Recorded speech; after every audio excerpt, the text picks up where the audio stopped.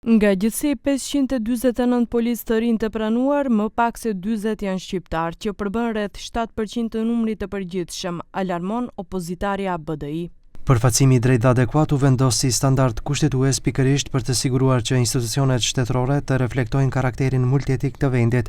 Sot, 25 vjet pas marrëveshjes së Ohrit, të dhënat nga Ministria e Punëve të Brendshme tregojnë një kthim prapa në këtë proces. Më pak se 40 shqiptar nga 549 policë të rinj dhe vetëm një shqiptar nga 30 policë të dekoruar janë tregues konkret të kësaj politike.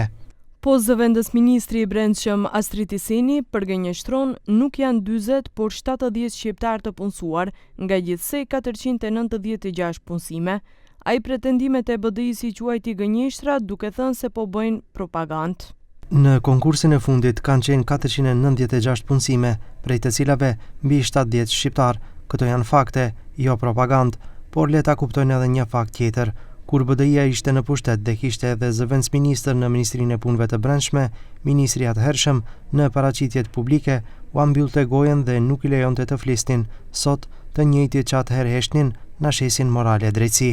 Për këtë çështje quam edhe pyetje zyrtare në Ministrinë e Punëve të Brendshme, nga ku thonë se gjatë punësimeve nuk e shohin etnin, por përmbushjen e kushteve dhe rezultateve. Në shpallje nuk ishte parapar kuotë mbi bazë të përkatësisë kombëtare.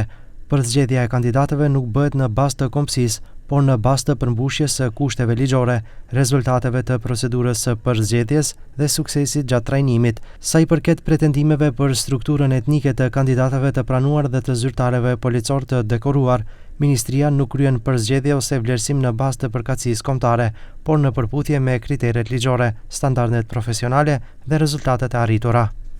Nga Ministria përfundojnë se trajnimin bazë policore filluan 542 kandidatë, të cilët i kaluan me sukses të gjitha fazat e përzgjedhjes, ndërsa pas përfundimit të trajnimit bazë, kushtet për themelimin e marrëdhënies së punës i përmbushën 496 kandidatë, të cilët e përfunduan me sukses trajnimin dhe i përmbushën të gjitha kriteret e parashikuara.